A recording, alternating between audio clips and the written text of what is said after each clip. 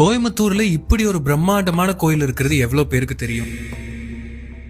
கோயம்புத்தூர் பெரியநாயக்கம்பாளையம்ல இருக்கிற ராமகிருஷ்ணா மிஷன் வித்யாலயா வளாகத்துல 10 கோடி மதிப்புல வியக்க வைக்கிற கட்டிடக்கலையோட அமைஞ்சிருக்கு இந்த ஸ்ரீ ராமகிருஷ்ண பரமஹம்சர் கோயில். எல்லா மதங்களை சேர்ந்தவங்களும் இந்த கோவிலுக்குள்ள வரவேற்கப்படுறதுதான் இந்த கோவிலோட சிறப்பு. வழக்கமா இந்து கோவில்கள் வடக்கு பார்த்தும் கிழக்கு பார்த்தும் இருக்கும். ஆனா இந்த கோயில் மேற்கு பார்த்து அமைஞ்சிருக்கு. ஏன்னா ஸ்ரீ ராமகிருஷ்ண பரமஹம்சர் ஒரு காளி உபாசகர். அவர் மேற்கு பார்த்து இருந்தாதான் விசேஷம். அதுவும் இல்லாம பெரியநாயக்கம்பாளையத்துல இருக்கிற சொக்கலிங்கேஸ்வரர் கோயில் மாதிரியே மேற்கு பார்த்து இருக்கிறது இந்த கோவிலோட தனி சிறப்பு. இந்த கோவிலோட ஆர்கிடெக்சர் பத்தி சொல்லியே ஆகணும். நார்த் இந்தியன் கோயில்கள் மாதிரி பின்னாடி ஒரு கோபுரம், நம்ம சவுத் இந்தியன் கோவில்கள் ஸ்டைல்ல முன்னாடி ஒரு கோபுரமும் வச்சு ரெண்டையும் கலந்து டிசைன் பண்ணிருக்காங்க. பாக்குறதுக்கு நல்ல பிரம்மாண்டமா இருந்துச்சு. இந்த கோயில் மேல இருந்து பார்க்கும்போது 4 சின்ன கோபுரங்களும் நடுவுல பெரிய கோபுரமும் திரிசூலமும் தெரியும். இது சிவ பஞ்சாயத்தன பூஜையை குறிக்குது. நடுவுல சிவபெருமான் இருந்து அவரை சுத்தியும் விஷ்ணு, விநாயகர், சக்தி, சூரியன் 5 தெய்வங்களோட சன்னதி இருக்கிற மாதிரி வடிவமைச்சிருக்காங்க. கோவில் கோபுரங்கள்ல மொத்தம் 26 கலசங்கள் இருக்கு. இந்த நம்பர் 26 அப்படிங்கிறது கடவுளை குறிக்கிறதா நம்பப்படுது.